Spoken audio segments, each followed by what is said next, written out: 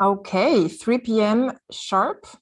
So we shall start. Thank you so much, everybody, for being here, and welcome to the satellite event of the World Forum for Democracy, Parliaments, Climate Change, and Intergenerational Justice, co-organized by Paris Parliaments in partnership EU Global Projects to strengthen the capacity of parliaments, International IDEA, and the Council of Europe.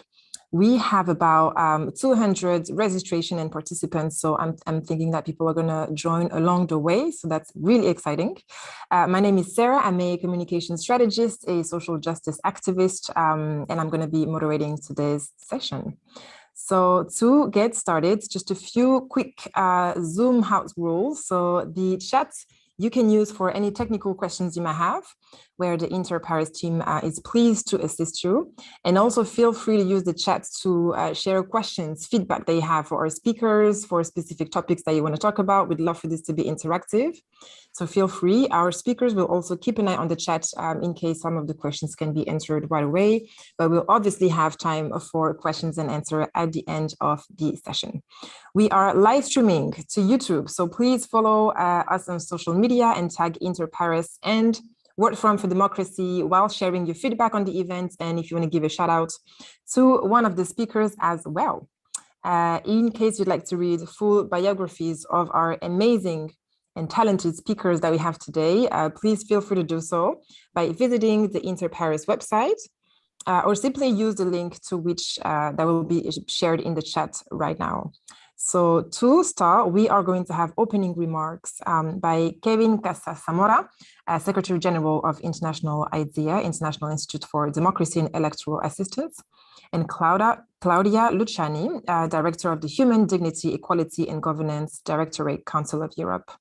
So the floor is open to Kevin Casasamora. Thank you so much for being here. Thank you so much, Sarah, for this introduction, and it's a pleasure to share this virtual stage with Ms. Luciani and with all of you.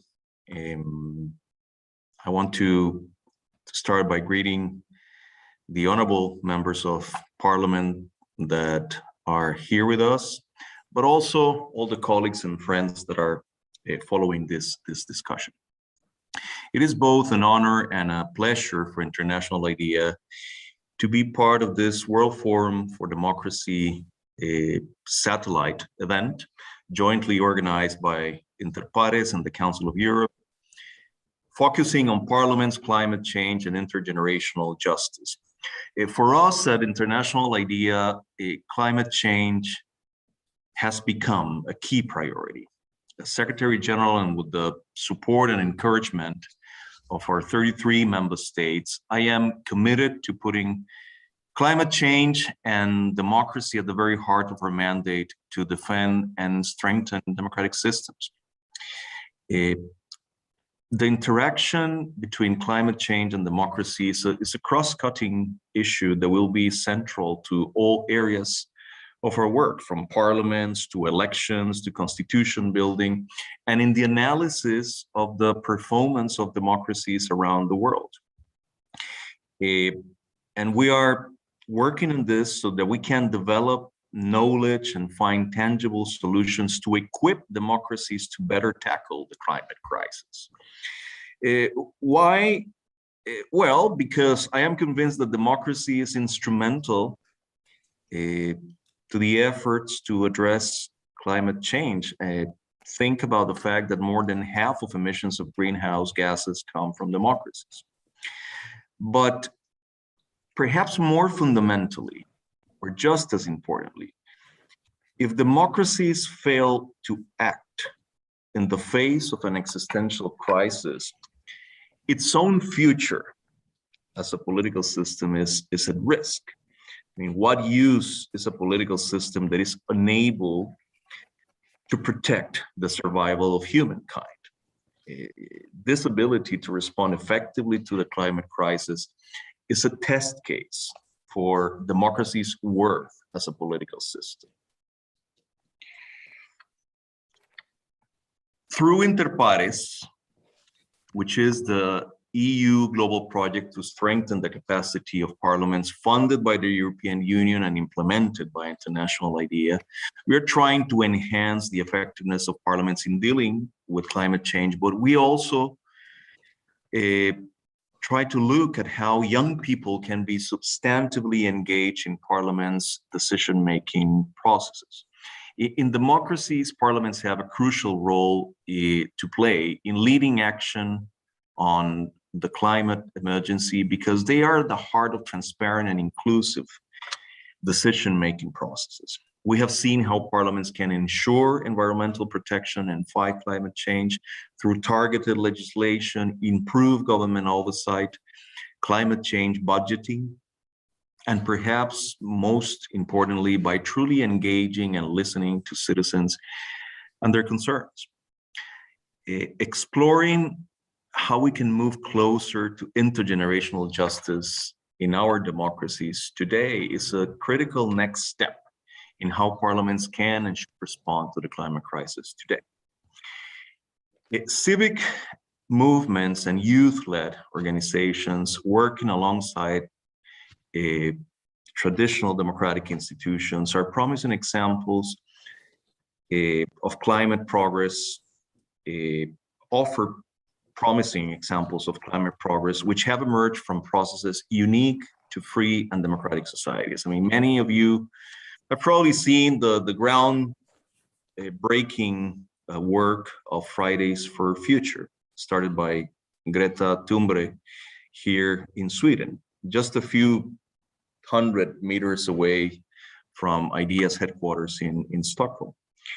And this is just one example of many youth-led movements. But, and this is worth pointing out, this is the kind of movement and citizen engagement that democracies enable.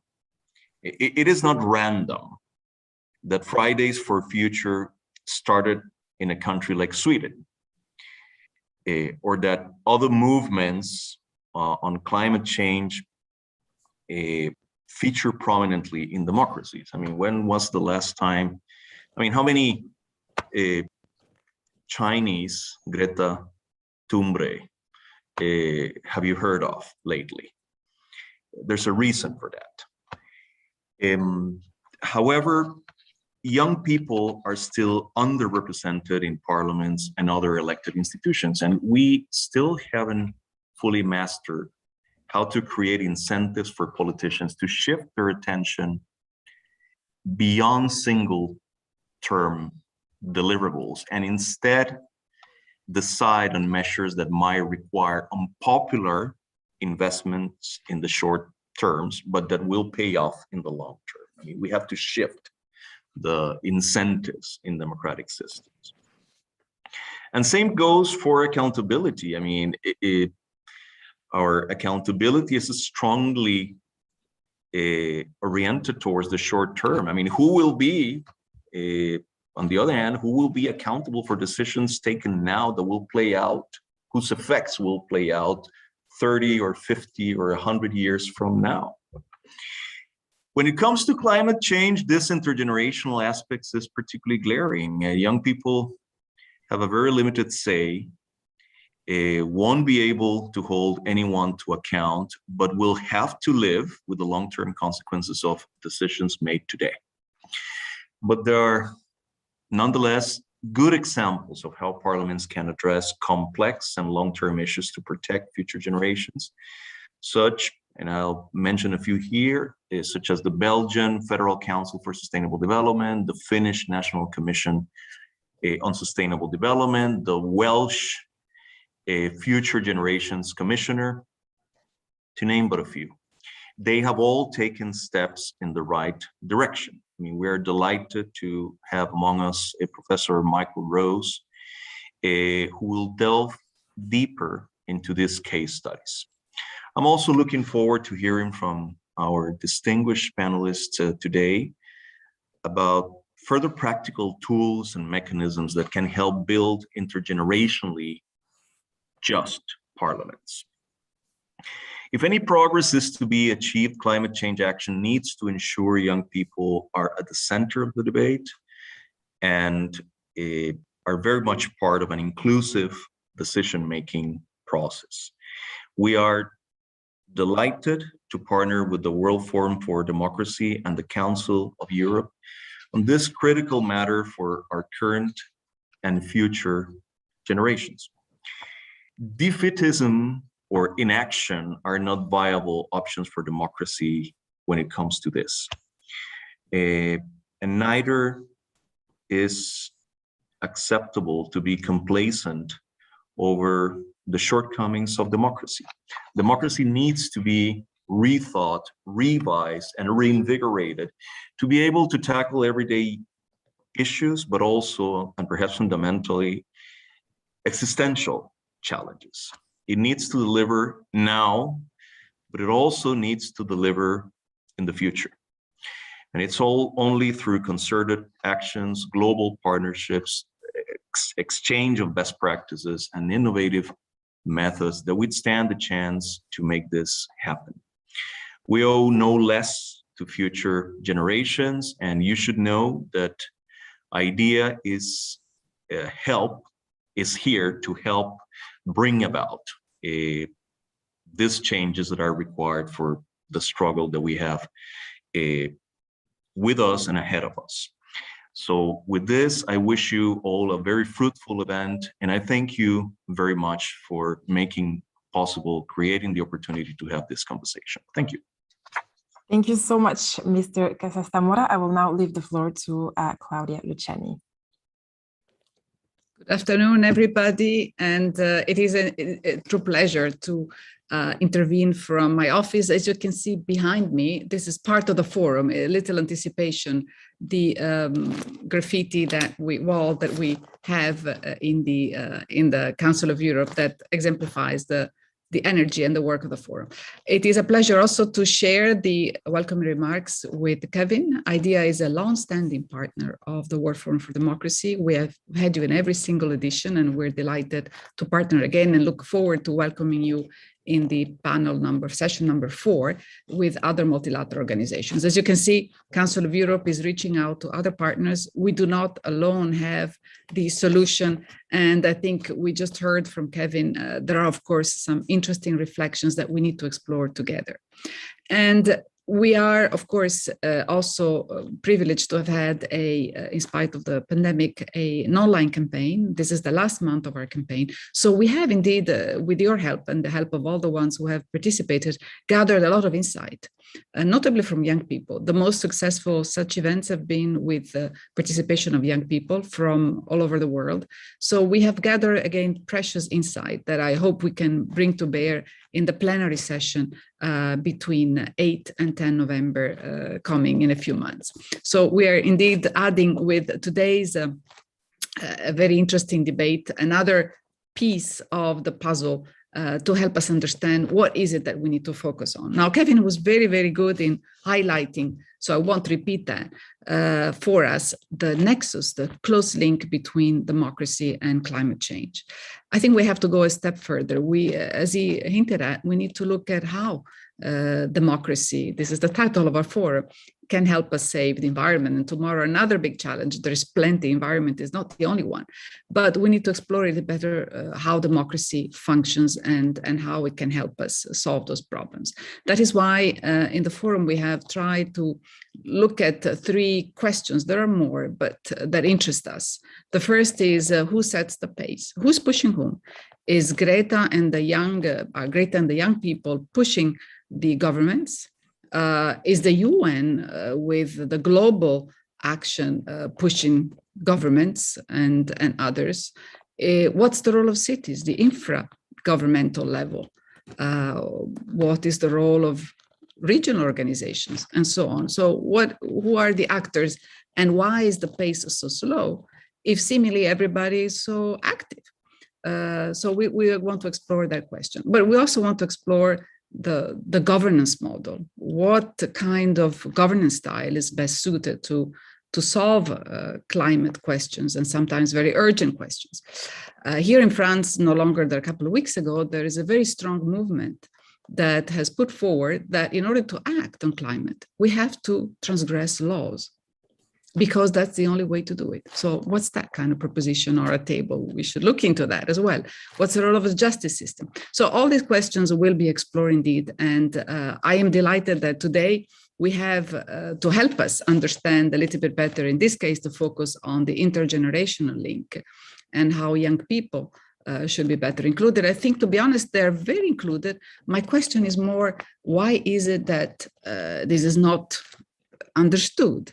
And how can we show that they're included? This is also a question for the Council of Europe that has a very strong input from youth organizations through its advisory council. So I think, again, we have to take it a step further. Everybody agrees, of course, that generations must be involved, but how can we best bring to bear that link? Today, indeed, we have a very good mix of parliament representatives, youth experts. I think it's very, very good to have this important participation of all. Maybe in a balanced way, we will learn, I'm sure, from the experts. They will help us better understand the questions, and from members of parliament, how the institutions that we elect through our vote are going to tackle or see their role in tackling climate change. So I think we have all the ingredients for a very successful afternoon debate. And I really do look forward to welcoming you all here in Strasbourg at the beginning of November, because indeed, I think we have plenty of questions, maybe to help us refine the questions. I don't think we necessarily have perfectly crafted questions, but that will be, of course, the effort of everybody to make sure that we get those questions right in order to help us find the answers. And with these welcoming words, I leave over to you and look forward to listening to all the participants. Thank you very much. Amazing. Thank you so much, Ms. Luciani. I will actually have the honors to be in Strasbourg for the World Forum for Democracy in November, so looking forward. Before we move to the keynote presentation, please note that you have received a link in the chat, which actually leads to a Menti-Mentor platform where you can answer the following question. According to you, what are the most effective measures parliaments should take in regard to intergenerational justice in the context of climate change? We will share all the received answers at the end of the event, so feel free to go on the Menti to answer that question. Without further ado, I will leave the floor to Professor Dr. Michael Rose, who's with us today for a 10-minute keynote presentation. So just for a quick introduction, Michael Rose is a postdoctoral research associate, research group governance, participation and sustainability in Le Fana University. And I will leave the floor to him. Thank you so much for being with us today, Michael. Yeah, thank you very much for having me. That's very exciting. And I will provide some food for thought on the link between parliament's climate change and intergenerational justice and what we can do about it.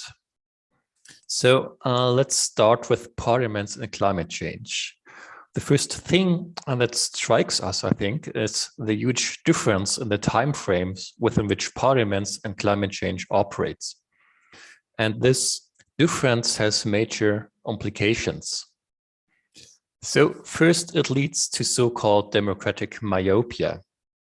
Members of parliaments need to demonstrate some policy success in the short term for their re-election, while long-term policy effects are rather uncertain and therefore often disregarded. A vivid example of democratic myopia also on the side of the voters is disaster control.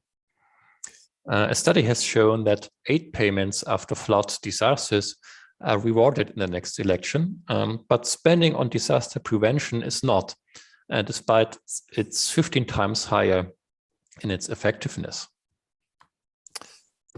The second implication is that climate change mitigation still is a large governance failure. There's done too little and too late, and the current development path would lead to a global temperature increase of around 2.7 degrees instead of 1.5 degrees. So what's the connection with intergenerational justice? Well, first of all, intergenerational justice can be understood twofold. So it's justice between the young and the old generation, but also between present and future generations. So the future ones that do not yet exist.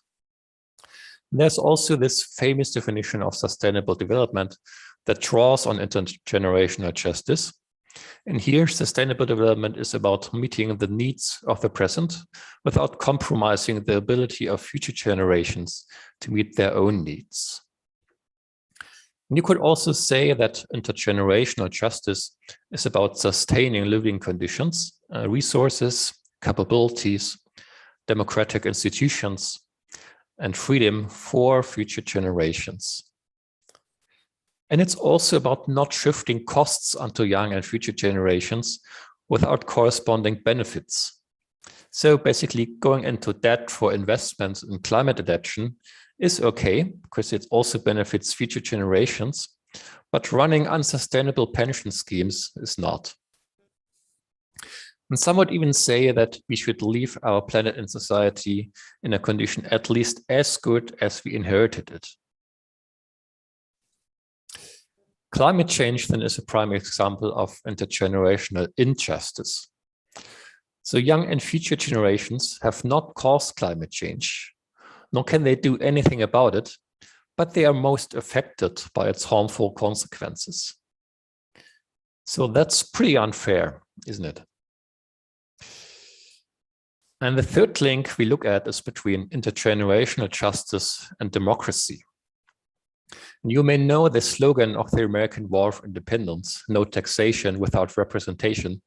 And this draws on a basic idea of democracy that everyone affected by collective decisions should have a voice. And it's pretty straightforward that both present and future generations are indeed affected by today's decisions. However, only the present generation is represented in democratic decision-making. The young generation is often underrepresented both in the electorate and in parliament. And this is due to a high minimum voting age and positions of power usually being held by the elderly. And oftentimes, the young indeed show a different voting behavior than the elderly, but it doesn't count for much. So here's an example from the German federal elections several days ago. So sorry for the German figures here. And you see that young voters only make up for 14.4% of all voters, but elderly voters hold 38.2% of all votes. And I think that's a common problem like in Western Europe or Europe in general, but maybe not so much in other regions of the world due to demographic change. And indeed, young people clearly voted for a change of government in Germany, as they are rather dissatisfied with its current policies, while the elderly voted largely for the incumbent governing parties. For future generations that have not yet been born, it's even worse. So they are completely incompatible with our traditional concepts of political representation. So what can we do about this?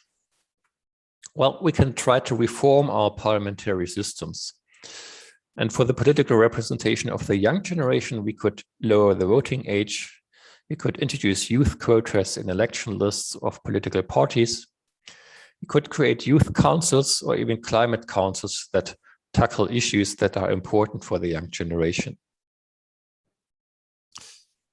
For future generations, we can create institutions that introduce the basic interests of future generations into the political decision-making process. And the Secretary General just mentions two cases, like one in Belgium and the other in Wales, and especially the one in Wales is really an exceptional case.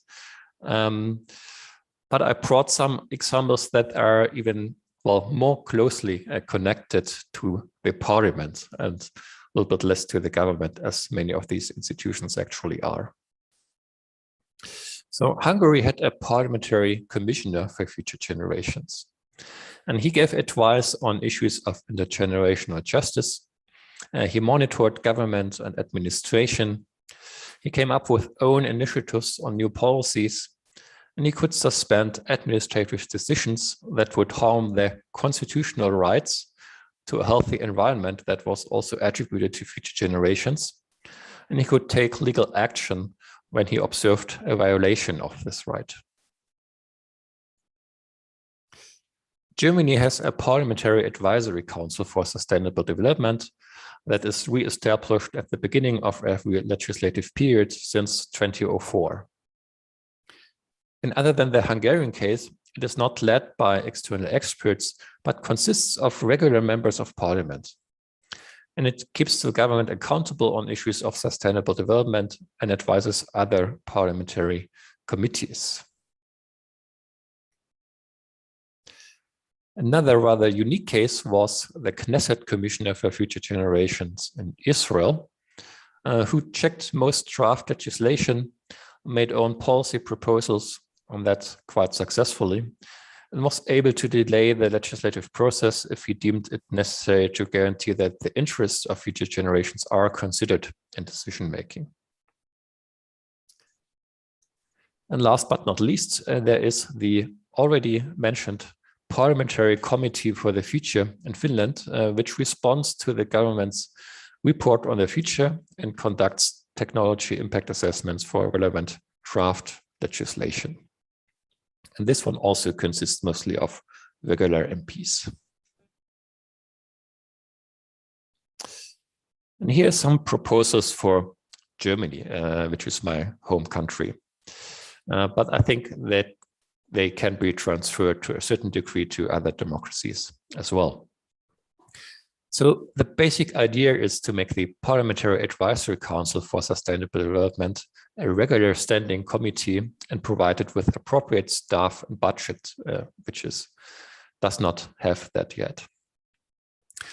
And also we should link it with other institutions that could care for the interests of future generations, because I think with just one minor reform and one new institutions, that's not done. But if you want to change thinking towards young and future generations, there should be like a network of different institutions that help each other out and mainstream this kind of thinking.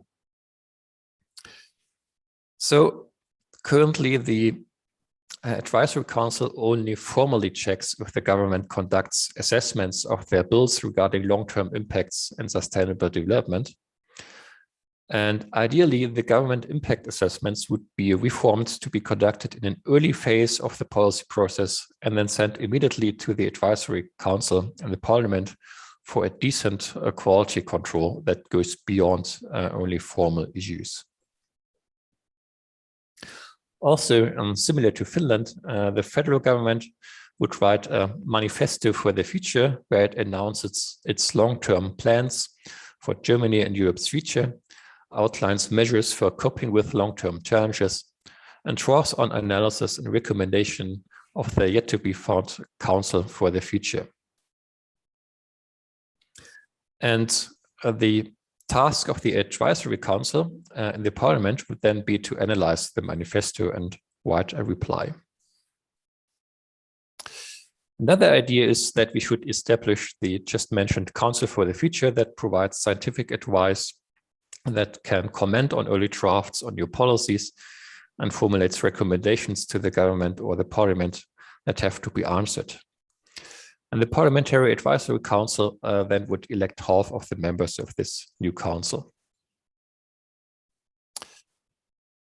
It would also co-organize an annual public future day. And on this future day, visions and issues of the long-term future would be discussed in Parliament, in media, and in many local public events to raise awareness for issues that are important for young and future generations, such as climate change mitigation. So thank you very much for your attention, and I look forward to our discussions on how we can make this triangle work. Super. Thank you so much, Michael, for this super insightful presentation, which I'm sure will bring a lot of other questions and debates afterwards. Thank you. So we are now going to start the panel discussion. I'm very excited to have really, really amazing speakers and also very pleased to have Taryn Baker from Inter-Paris Youth Working Group member from the Parliament of Trinidad and Tobago joining us as a rapporteur, and she will be later invited to give closing remarks. So I'm just going to do a very quick introduction of each of the speakers that we have. Again, if you want to check the entire bio, because all of them have really, really impressive profiles, make sure to check these on the website. And just a quick note to say that unfortunately, Honorable Member of Oliy, Majlis Uzbek Parliament, Mr. Abdulla Aslanov is not able to join us today as he's got COVID. So we hope for a very speedy recovery for him. So I am very pleased to have with me today Anna Luchmann, member of the parliament, recently elected. Congratulations for that again. German Bundestag. Dayana Blanco Quiroga, young delegate, World Forum for Democracy and activist for climate change and women indigenous rights in Bolivia. Tommy Pero, expert in youth voting and children's rights in the UK. Stephen Satlawan, young delegate, World Forum for Democracy as well, and representative of Indonesia for Youth for Climate. And Michael Rose that we just heard. So thank you so much to each of you for joining. I really encourage the people watching us from YouTube or from here in Zoom to ask any questions that you might have. We're going to try to keep this dynamic, and I will just start with specific questions to each of you to get the conversation going, starting with Anna. So yes, recently elected. I just would like to touch on something that Michael also touched on. But with recent elections in Germany and a rising popularity of green voices, what do you believe has the potential to truly change and evolve in your country with regard to climate challenges in a democracy? Thanks. First, thanks a lot for the invitation. Well, I think we have a mandate to change a lot with regards to climate change. This was clearly one of the topics that was on the top of mind for voters. And now we are in a complicated process of forming a coalition government with potentially 3 parties. So it remains to be seen what in the end the agreement will be. But for me, it is really critical that climate change is at the heart of the priorities of the new government. And one of the proposals that I've already put forward here in the parliament when I was elected the last time as the youngest member of parliament was a climate protection budget, where basically we would analyze, or we have analyzed in that time as opposition party, each and every budgetary spending that the government does under the perspective whether it actually is conducive to combating climate change or whether it actually harms the climate. So we've calculated very clearly what we need to, where we need additional spending, also where we need to cut spending. For example, we still have a lot of subsidies that actually harm the climate, for example, for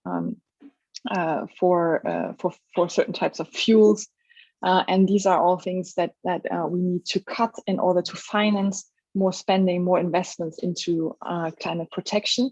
And this is clearly something that is high on the agenda here at the moment.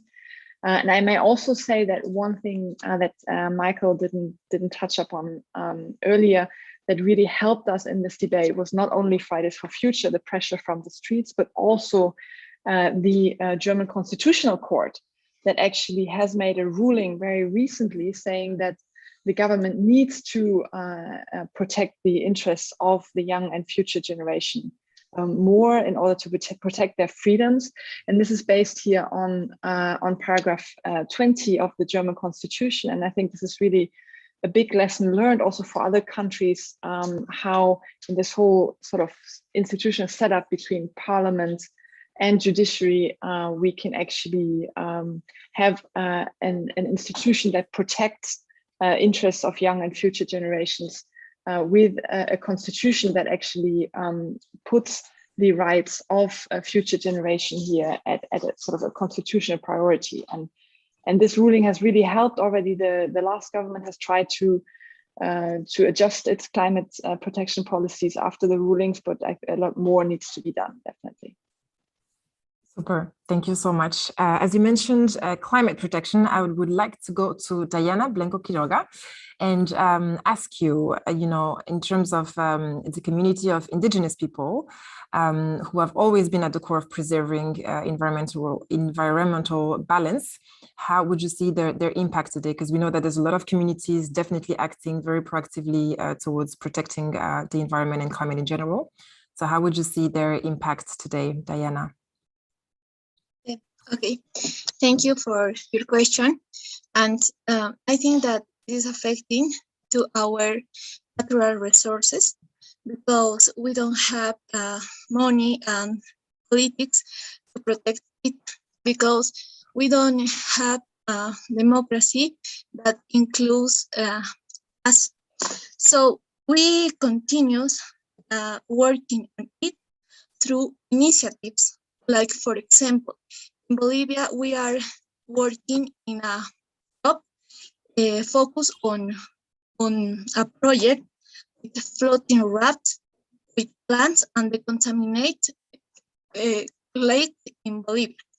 So it is a action to save our cultural lake, but we don't have support of government, only NGOs. And I am sure, like indigenous young, but initiatives like this can save our environment and fight against climate change. Thank you. Super. Thanks so much, Diana. I'd like to go to Tommy Pedro now and talk about the youth a bit more. In one of your previous publications, you have argued that the voting age should be lowered to 16 years old. Could you please share with us the main arguments for that in the context of climate change issues as well? Yeah, absolutely. And thank you for the question and for having me. Yeah, so my research has been on the voting age and youth voting. And just to say them briefly on the question of future generations. So there are two senses of future generations which Michael laid out. One is kind of unborn future generations, and the other is the young who are here already but below the voting age. So obviously my proposal addresses the second and not the first. And so my argument for lowering the voting age is basically starts with the democratic principle that anyone who is subject to a government, they're governed by it or affected by it, should have a say in that government, unless there's a really strong reason not to. So the question is, for people below the age of 18, what could that reason be? And the answer that's normally given is, well, they're not mature enough. They're not mature enough, and so we can just exclude them from voting. So my research is on that question and shows that generally 16, 17-year-olds are mature in the relevant sense. So there are two kinds of maturity we could use here: psychological maturity or political maturity. On psychological maturity, actually developmental psychology is pretty clear that people hit ceiling levels of cognitive development between the ages of 14 and 16. So that's to say, ability to reason logically, reason about moral concepts, about what's right and good, or to reason empirically about things, like how should I achieve something or what facts are there. So they seem to meet that barrier for maturity. The second definition of maturity is a political one. So the argument is often made, well, teenagers, they're not interested in politics, or they don't know about politics. So they're not interested and they don't know about it. Why bother including them? And so there are two things to say here. One is actually quite a lot of 16 and 17-year-olds do know quite a lot about politics and are quite interested, and there's lots of data out there on that. But secondly, and I think more importantly, 16 and 17-year-olds, yes, they're less interested and know less about politics, precisely because they don't have the vote. Why bother getting involved in something that excludes you or learning about something that you can't affect? And so actually the data from countries that have lowered the voting age to 16, say in Austria for all elections or Norway for local elections, actually 16, 17-year-olds suddenly get really interested in politics. Once they're invited to take part, their knowledge about politics increases, their interest increases. In fact, in Austria, the turnout rate for 16, 17-year-olds is higher than it is for 18 to 24-year-olds. And it's bang on average for voters overall. So even on the political definition of maturity, when you give 16, 17-year-olds the vote, they become mature in the relevant way. So given 16, 17-year-olds are mature psychologically and will be politically when given the vote, the maturity argument falls out. It doesn't work. They are mature enough to vote and they're affected by the government, and therefore they should. So that's kind of the first half of your question. I guess the second half is, well, what does this do for climate? And this is to say, climate obviously affects young people. All the survey data is they really care about it because they know it will affect them. The moment they have a vote, it gives politicians an electoral incentive to start listening to them. They suddenly, in order to get votes, they need to start talking about the things that younger people care about. And in boosting their electoral position, it means you start seeing policies and discussions which are more geared towards young people, which obviously covers a range of issues, but one of which is climate change. So that's one way of trying to boost climate change policies. Super. Thanks so much, Tommy. I'd like to go to Stephen Setyawan now for maybe a bit of a on-ground approach and asking you, how are you using education to build concretely more sustainable and equitable communities in Indonesia? If you can tell us a bit more about that and about your waste management startup as well. Okay, thank you. So my name is Stephen Setyawan, and as mentioned before, I also a waste management enthusiast, and how I can build the communities in Indonesia to have more sustainable action through waste management. I do it first by three things that I do to do climate action, especially through the waste management.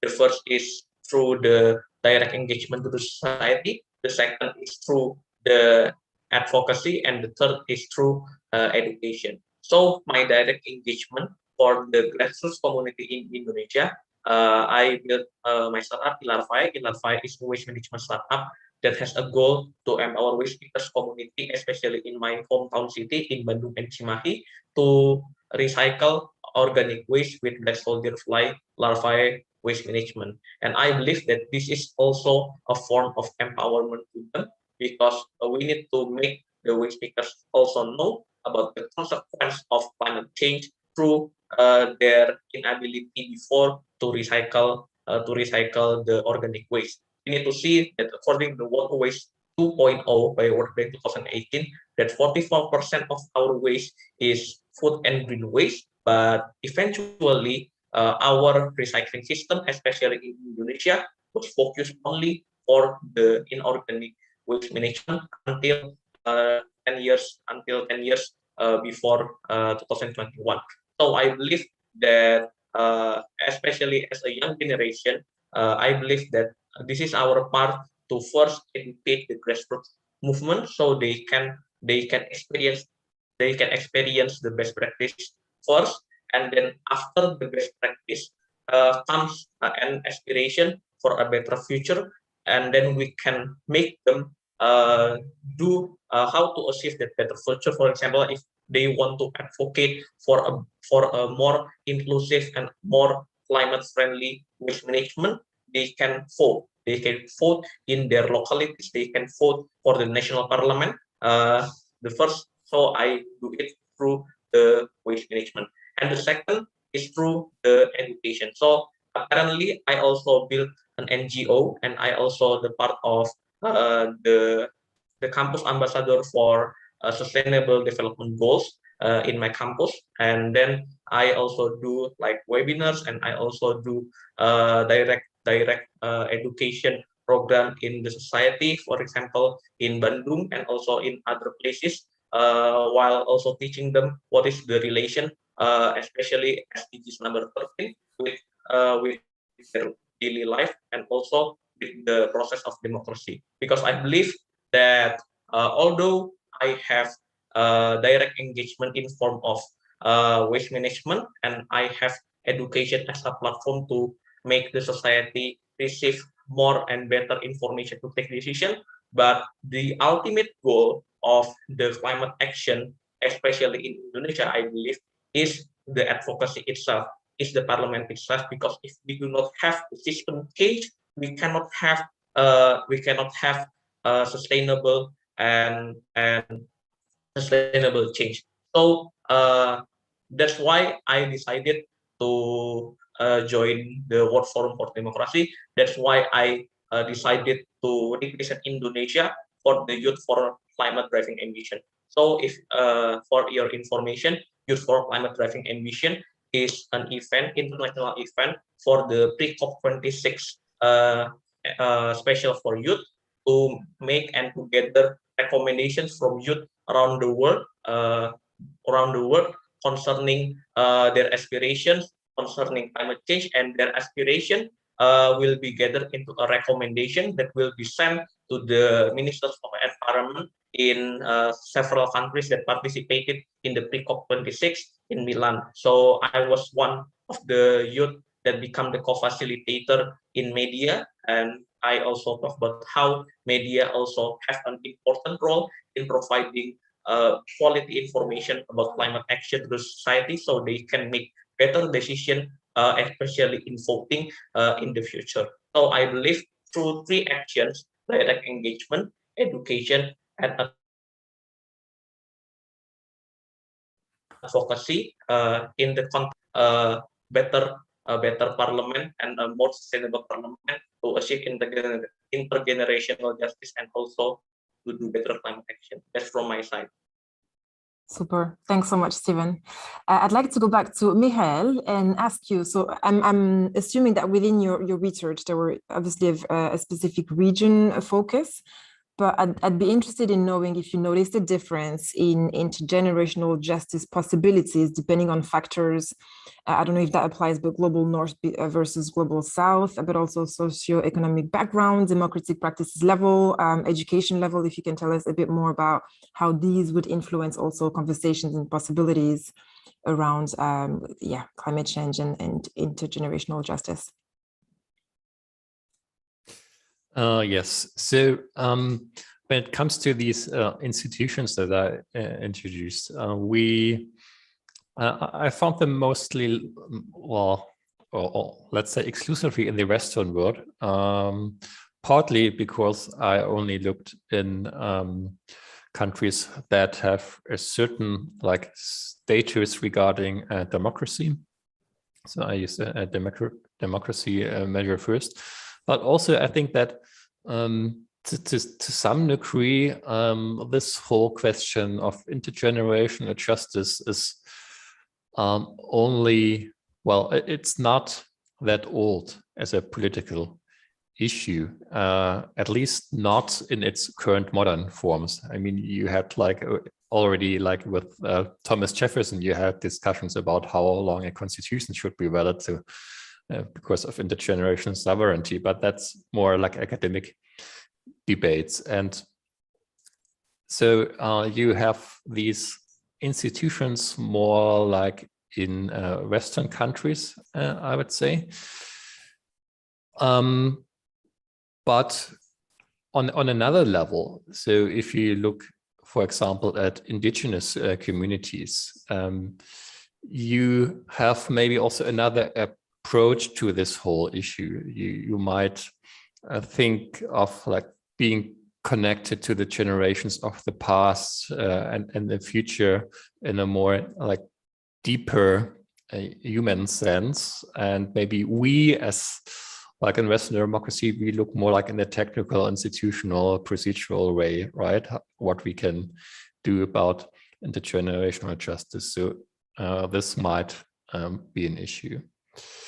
When it comes to economic development, that doesn't seem to be a major factor, at least not when you already have a certain amount of welfare in the country. So I think that's not a major factor influencing how much you think about intergenerational justice and whether you institutionalize it. Well, in fact, you have quite different circumstances when you look at how these institutions came into being. So sometimes you had more of a right-wing government, sometimes more like a left-wing government. Sometimes you had more like a bad economic development, sometimes a good one. Sometimes you had in Hungary, for example, you had quite several years of campaigning of an NGO with quite public support, also from the Constitutional Court. And then, like after several tries, they established these institutions that, well, was then weakened afterwards by the right-wing government, but at least for a couple of years, that worked pretty well. Whereas in Israel, it was more like a, well, instant idea of an MP who thought, well, we are so short-sighted in our policies, we should do something about it. And then they just did it. There is not yet like a clear pattern of causal factors. Let's put it like that. Super. Thanks so much for your answer. And thanks to each of you. So now that we've sort of like went around and did a round of questions, yes, really, I want to encourage interactions between the speakers. So feel free to, ask each other questions or jump in. But I'd like to start with an open question then sort of to all of you, asking concretely, what steps can a parliament take in order to address the issue of climate change and intergenerational justice, really practical operating democracy? And maybe one of the concrete steps would be then an interaction between Anna and Tommy about lowering the voting age. Totally. No, I totally support what Tommy had said about lowering the voting age. The right to vote should be lowered to 16, definitely. I don't have to repeat the arguments you brought. So I think that's very crystal clear for me. And we actually, so in the parties that negotiate government at the moment, at least in the programs of the other parties, you also find that proposal. So we'll see if we actually make some progress here. And the other thing that is often overlooked in this debate is that also we have to think about the legal age from which you are allowed to be elected. Back in 2000, I think something like 12, I wrote a handbook for UNDP on how to enhance youth political participation throughout the electoral cycle. And I did a study there comparing the voting age and the age, sort of the passive voting age, so the age from which you are allowed to be elected. And in many, many countries around the world, there's a huge gap here. So people are allowed to be to vote, are also allowed to fight in wars and all that stuff, but they're not allowed to be elected. And this is clear. We need more young voices in the representative institutions. And right now in Germany, we have 1/3 of the parliament below 40. That's a new record. So it's really, really good. Back in 2002, when I was when I was elected as a 19-year-old, that was really sort of a super exception that somebody below 30 was in parliament, and now we have 1/3 below 40. So I think this is really, yes, two of the concrete steps, changing these laws for the right to be elected and for voting. And but the second thing that I also want to mention, because sometimes it gets overlooked in these debates, not all young people prioritize climate justice. Because I think we sort of, it's also part of sort of tokenism to just say, oh, all young people are so environmentalist or care so much about climate change. That's not the case. On average, they care more about climate change than older people, but still, they also have different interests, different political perspectives, and that has to be taken seriously as well. So I just want to warn here. So we really need also other measures like Michael has outlined, that also put the whole intergenerational issue of the not yet born or not yet voting population more center stage. And I think here really changes to a constitution are relevant, or these kind of institutions that Michael outlined that sort of raise the voice of the unborn generations on the political agenda. Super, thanks so much. Before, yes, letting Tommy follow up, because I saw a lot of head shaking and notes taking. Just a quick reminder that for the audience to please drop any questions they have on the specific Q&A box, and we'll select the ones that we see. And also for any of the speakers, if you want to chat, maybe just like raise your hand, let me know, and then we'll just keep that flowing. Go ahead, Tommy. Yeah, thanks. Yes, so I mean, I completely agree with Anna.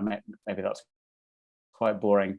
But yeah, so lowering the voting age, as described before, and also completely agreed on the age to stand for parliament or for representative bodies. Because I think that there's two key ways in which those age limits are undemocratic. I mean, one is it prevents voters of any age from choosing the person they want to represent them. You know, in the US, you can't elect a president who's under 35, and if someone who's 34 and everybody loves them, they're just gone. Like, you've taken away people's choice. And then secondly, obviously undemocratic in the sense that it stops your governments and representative bodies from being representative because there are just some people who are excluded from it. So I mean, completely agreed on that. And also agreed that not all young people care about climate change. And I mean, in the UK, it's something like 40% of teenagers rate climate change as their top issue. That's a lot. It's not everybody. And so I'd say that we need to maybe distinguish between two senses in which extending the voting age might help justice or something like that. So one is just procedurally, it's to say you need to include them because they're mature and a part of a democratic society, regardless of what they think. You have to include people you disagree with, and that's an important part of justice. And the second one is you might think that it helps achieve certain outcomes. So to the extent that young people care more about climate change, it is, you know, you might get a just outcome on climate change because they vote for it. But even if you don't have that second one, that first one, procedural justice, is really important. They should be allowed to vote, kind of regardless of what they think. Thanks so much, Michael. Yeah, maybe to add on that debate and perhaps also already drawing on some of the comments on the Q&A. I remember from the German electoral campaign where lowering the voting age was also on the agenda. And there's basically the Conservative, the Christian Democratic Party arguing against it. And I think what sometimes comes across maybe as a misunderstanding is that for some of these people, it appears that voting is more of a privilege, right? That you have to earn by being like a full-blown citizen with 18 years old and being capable of making the right decisions. And we experienced in the last decades how this understanding kind of, well, crumbles, and that ever more groups at the fringes now are allowed to vote. Well, in women, of course, but also for the first time in this election in Germany, also people that are disabled to a high degree, for example, that now were allowed to vote. And voting is not a privilege; it's a democratic right. And so you have to come up with really good justifications for not letting people vote, in my opinion. And maybe on the question that also was raised in the Q&A, for example, Gianluca asked what happens when the voting youth vote is legally insured, but has not political effect due to instrumentalization or lack of participation in the decision-making process. I think that's also a valid point, and I would argue that, like Tommy, basically, that we have this like procedural view according to which no matter what they vote or if they vote, they should be allowed to vote, even if this might not have a huge effect on the policy outcomes. And I would also say that it might not have such a huge impact, at least not in the German case, because there are not so many voters in the age of 16 to 18, but they should have the right to vote in the first place. And then I think you need more for like future justice and in climate justice. You need like complementary approaches from the streets, like Fridays for Future, from civil society, like what Stephen told us, but he's doing what he is involved in, and also institutional reforms that make the voices of future generations heard, even if they are not directly heard, or they cannot be directly heard, of course. And so I think we need to have a complementary approach of all these things, and they will attack different issues of our discussion, I think. Super, thanks a lot. Stephen? Okay, thank you. So I agree with the point of Tommy and also Michael, and that we need to include young people no matter their opinion is. And what I believe, in my opinion, that can supplement these young people is to supplement them with the essential information that they need to make a rational decision for themselves. Because there is a big gap in developing and developed countries. For example, in developing countries, many of the young people are forced to enter the work field or the job field earlier because they do not have the money to sustain themselves. They even cannot afford education, so they need to afford the basic needs. So if you ask for those young people, is climate change important to you?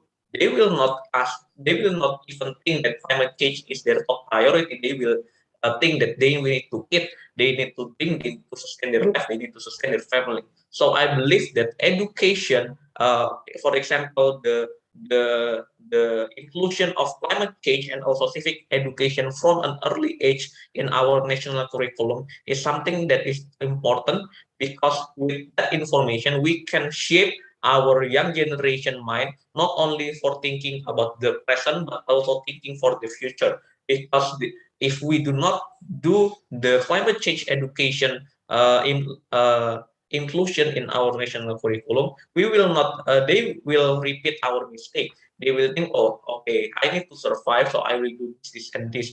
But they eventually, when 20 or 30 years happen and they receive many climate disaster, it will be harder for them to change and to vote for the policies that maybe is too late.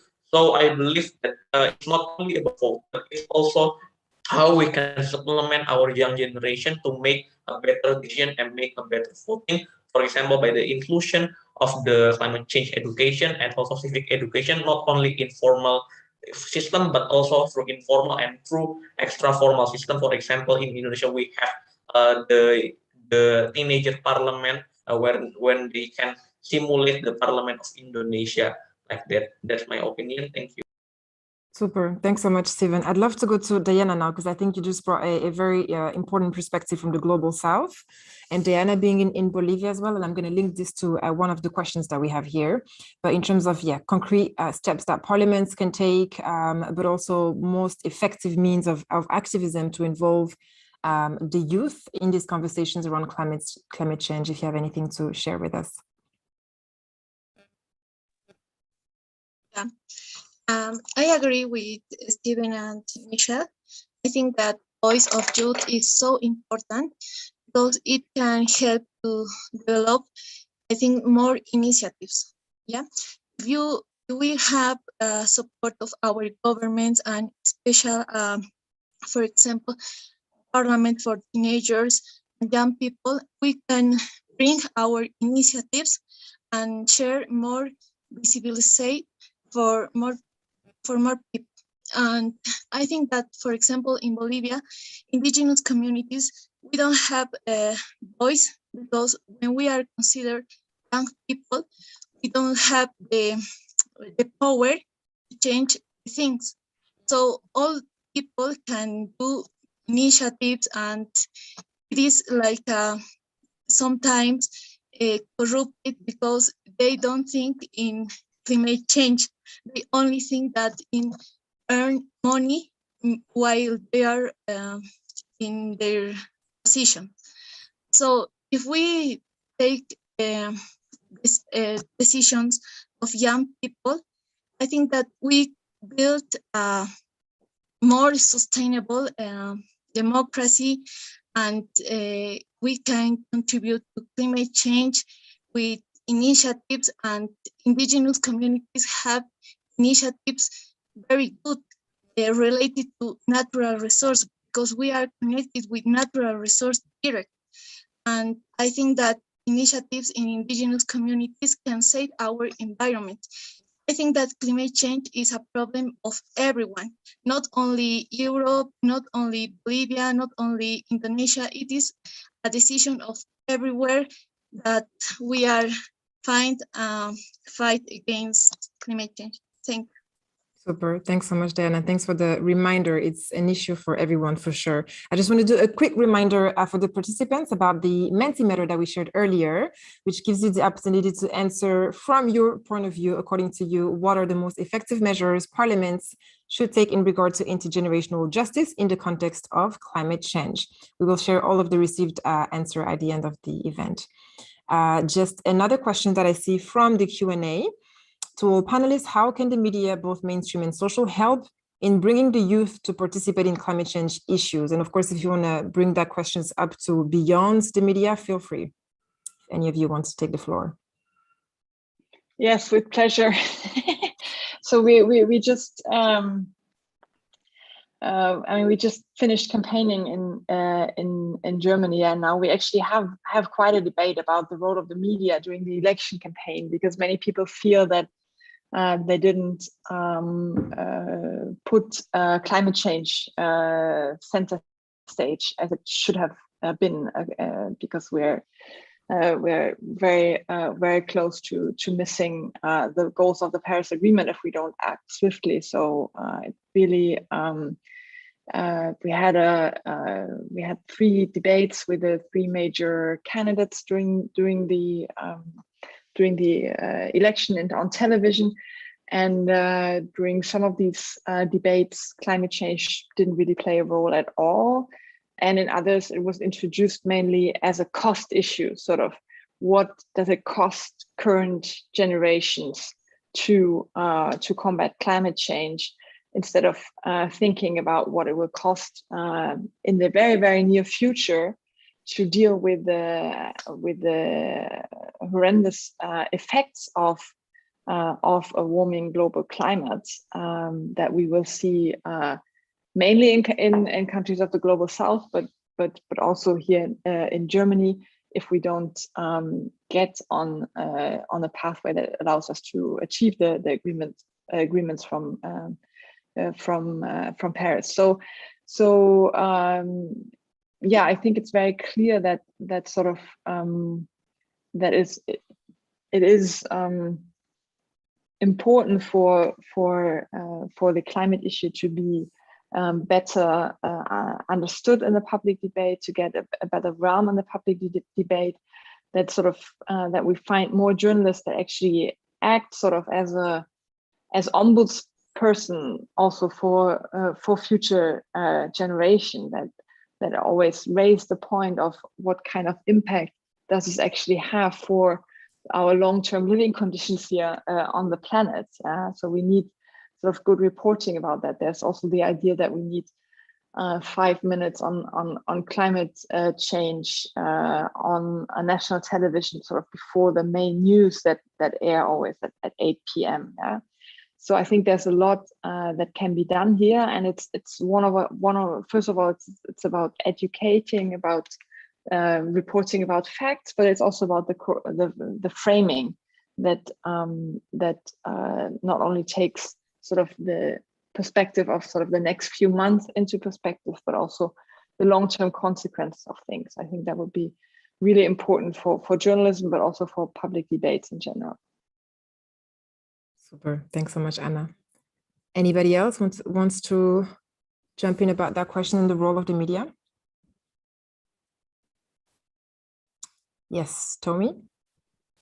Sure. So I mean, I think social media can be it can be a very powerful tool for groups whose voices are not often listened to, because the barriers to entry are really low. You don't need to convince the editor of your state broadcaster to put you on their TV show. You can just tweet. And if it's something that speaks to people, then it can get shared and retweeted and you can build up a following. It does cut both ways though, which is groups who are excluded. Sometimes it's groups that we like who have nice things to say. And sometimes it's just straightforwardly fascists or like extremist groups the other way. So it's not clear to me that things like social media have net been good for climate debate, because there's been a lot more climate denial, which spreads through online platforms in the same way as climate activism. So I think it can be a really powerful tool, but I mean, unless and until we have social media companies who are willing to challenge either hate or misinformation on their platforms, they will have a mixed review, I think, a mixed effect on things. Super. Stephen? Okay, so it may not be a coincidence that I become the co-facilitator of media in my agenda of Youth for Climate. So what we believe in our recommendation is the media has an important role, especially for those who are actively participating in that. We say that we need to train journalists and communicators to convey the urgency and implications of the climate crisis in a transparent, accessible, and conventional manner by simplifying scientific findings, facilitating the understanding of policies, and emphasizing the existence and feasibility of solutions, regulating advertising, defining and preventing greenwashing, highlighting climate inequalities, combating misinformation, and utilizing social media and traditional means of communication. So what I want to say from that recommendation is the social media is currently the main source of information for the youth, but I'm not undermining the role of traditional media, for example, TV and radio, because it also have a huge impact for the countries that do not have the huge access to the internet. So that's why the government regulates the bandwidth of TV, regulates the bandwidth of radio, etc. And in this age, I believe that you are what you see. So the opinions in social media, I agree with Tommy that there are many climate deniers that born because of the misinformation in social media. So we need to do the reverse. We need to make more and more counter narrative of climate denialists in the social media. For example, we need to have more scientists that jump into social media and make, for example, infographics, video, or even memes and animation. I myself, I made a competition last year about meme for climate in European Union Climate Diplomacy Week. So I make a meme competition, and it was participated by like 100 participants from ASEAN countries, and it makes the EU Climate Diplomacy Week, and also some issues in climate change were discussed among the friends, because the friends were DMing, direct messaging, they know what is it about and what are you talking about? Why do you talk about this? So it creates this kind of competition, this kind of activity creates a dialogue between the youth itself as a most effective communicators, because peer-to-peer, in my opinion, is the most effective communication for the youth. Yeah, that's from my opinion. Thank you. Super. Thanks so much, Stephen. I'd like to take a question from Elena that I see in the box here to Dayana. What do you think would be the best approach to include indigenous communities to get involved in decision making? How to rise those indigenous initiatives to a higher level so that they are taken into account, and then we can actually make that question a bit more global, or maybe in a European context, how do we include marginalized community in general within these questions? Dayana, you can go ahead. I think that the first step is, for example, receive support of our governments and visualize our initiatives. Also, but we don't have the support, we can show our initiatives through international initiatives like this. It's the only way to approach with our initiatives in international context and visualize us, because we don't have support in our country and we have to search for support of other places. Thanks, Dayana. Anybody else wants to chip in terms of, yes, Tommy? Yeah, so I mean, I completely agree with what Dayana said, and I think there are probably formal mechanisms that you can use for direct representation for indigenous groups. So both at an international level and then national. So international, summits like COP26, it's just really important that there are indigenous representatives who are there, who are around the table making decisions. But even for national parliaments, where you have the kinds of committees that Mikhail described, they could take evidence from indigenous groups. And one of the reasons for political myopia is a series of psychological biases, which are, I don't really know who's affected by this, or it's kind of out of sight, out of mind. And having people who are there saying, I'm at the forefront of fighting climate change and this is what it's doing to my community, can be a really powerful way of tackling those biases by policymakers. Super, thanks so much. Anybody else? If not, we are going to move to another question. So that's from Costa. I would like to know how the parliaments of the most industrialized nations are implementing the environmental principle of the common but differentiated responsibility as far as the intergenerational justice is concerned. The question is mainly targeting the key signatories of the Paris Agreement. If any of you want to give that a go.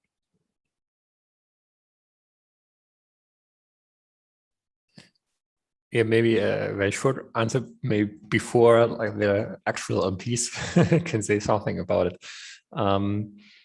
Well, often like parliaments, in my view, are not necessarily at the forefront here at this international level, because like Paris agreements are of course negotiated by the government and then of course also voted on by the parliament. But I think parliaments should be more encouraged to engage with these issues, because often I think they don't do this that much because they regard it as a task of the government. But maybe I'm wrong. So maybe Anna, maybe you can say something about it. Well, I'm just back new after 12 years, so I just trying to figure out what the role here is, and also apologies for being distracted sometimes, but we are really just started 10 days. I was just elected 10 days ago, so I don't have an office yet, and we're sort of all in common spaces here. So yeah, it's all a bit interim at the moment. So, but regarding the question, so as far as I understood it is, I mean, so first of all, definitely parliaments have a role when it comes also to international agreements. I know, for example, that a lot of my colleagues are preparing now to also go to Glasgow to the sort of the COP treaty party meeting there. So but then I think our main role here is then the implementation of agreements. And how I would answer this question is sort of that for example, now in the Paris Agreement, the intergenerational justice is there with a commitment to climate protection, right? And here, this commitment clearly means that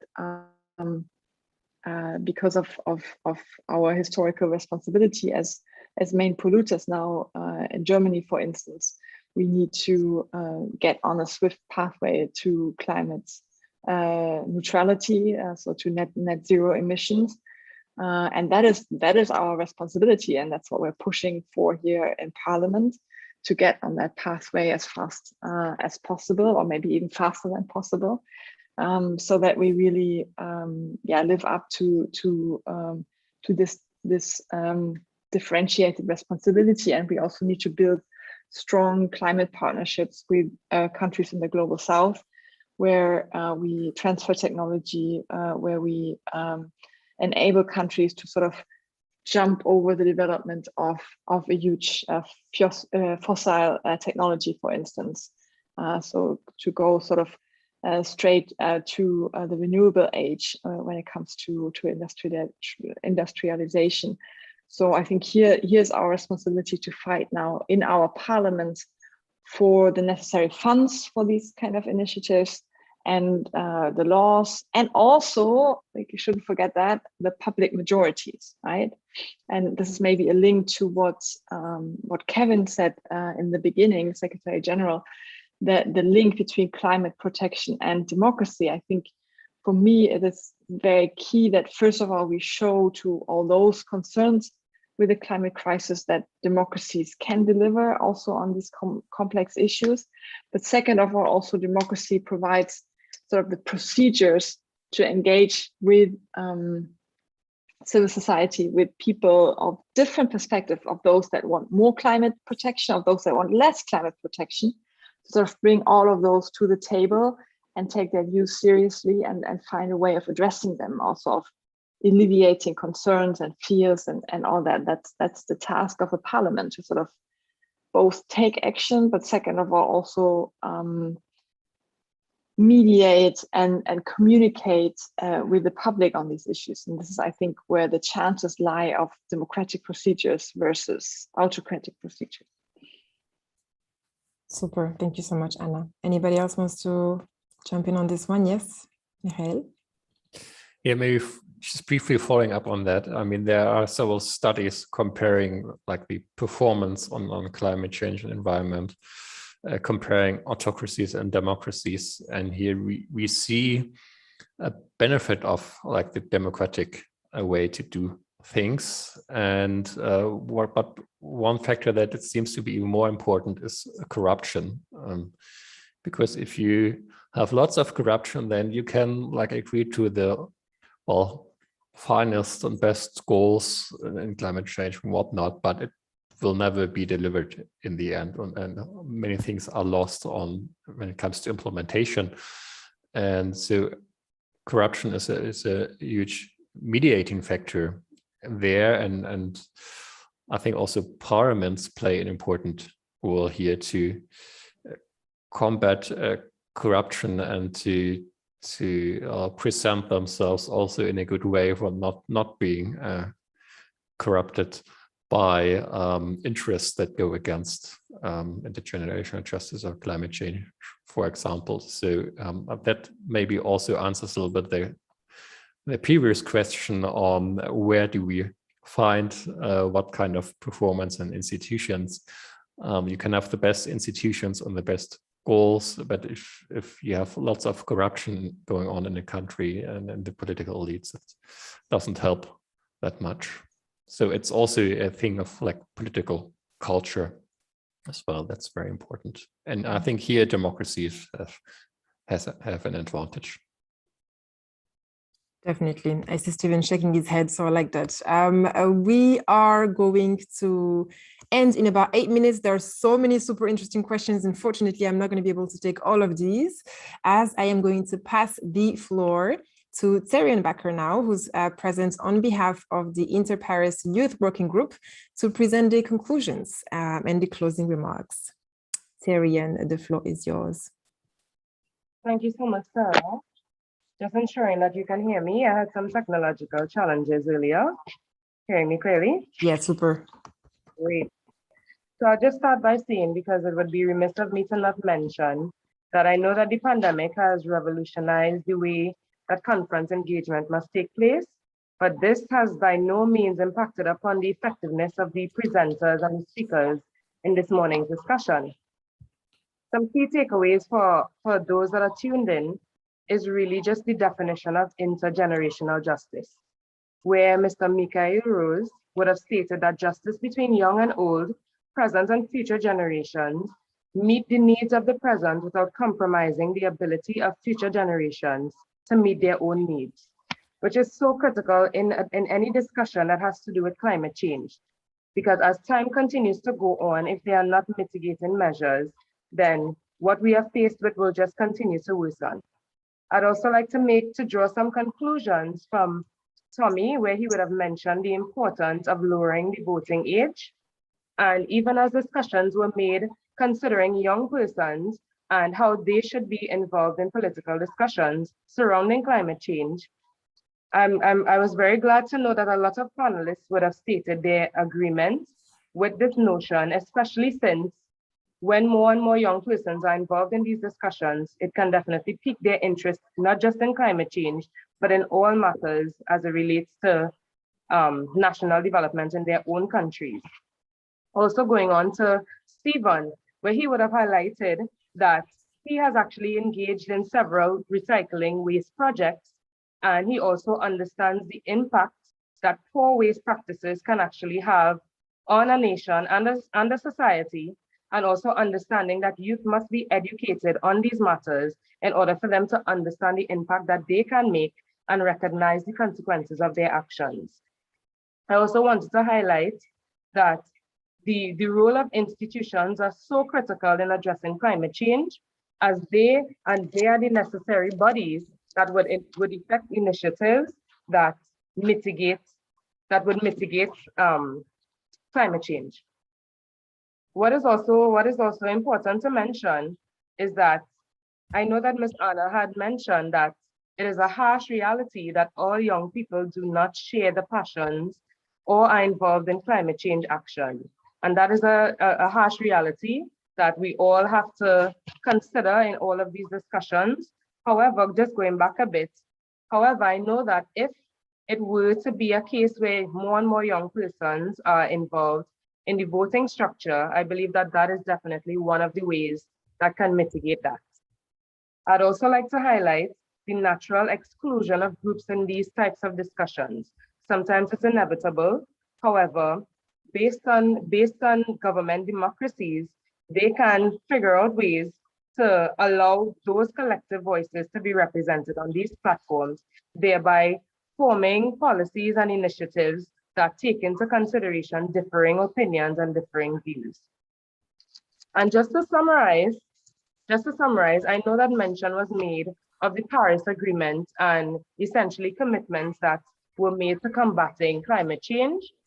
Essentially, I'd like to highlight that these measures to equip young persons through traditional media has been somewhat effective. However, one must not deny the effectiveness of social media, especially in the midst of a pandemic, and how social media can in fact be a driving force to involve more and more young persons in these discussions, and thereby allowing for greater views and greater global discussions on climate change and climate protection, thereby more or less mobilizing nations and young persons to try to see what role they can play in impacting climate change in their countries and governments meeting the goals of the Paris Agreement. So I'd just like to summarize by saying that although a lot of these initiatives are very useful and should be noted, one cannot deny the existence of corruption and how that existence impedes upon the effectiveness of measures created to address climate change. But I know that even as the panel has gathered here today, I know that this will not be the final discussion on these matters. And I know for sure that everyone that would be tuned in into today's discussion would have been impacted and would definitely try to seek ways in which they themselves as young people can become more and more involved in action against climate change. Super. Thanks so much, Terry. That's the perfect closing remarks. So thanks so much for that. I just really want to take the time to thank Anna, Michael, Tommy, Stephen, and Dayana to taking part of today's conversation. Thank you to all of the participants. There were close to 200 of us between Zoom and YouTube. So thanks so much for taking part, asking questions, sharing with everybody around you about these topics and this conversation specifically. We hope to see you soon at future events. For more info, please visit the website www.interparis.eu or email us at interparis@idea.int. And remember to subscribe to Interparis newsletter in order to receive the project's latest news, and follow the World Forum for Democracy as well as Interparis on social media. We are going to now share the answers from the Mentimeter, which I think Elena will share now. Yes. Super. Great. Okay, so you can all have a look at that. Yes, as a reminder, the question was, according to you, what are the most effective measures parliaments should take in regard to intergenerational justice in context of climate change? Tricky to read, but the answers are here. So I'll just, just take one last second to thank you so much to everyone. I encourage all the participants to follow all of our speakers on social media and potentially continue the conversations. So an amazing day, rest of today to all of you. Thank you so much for joining. Bye-bye.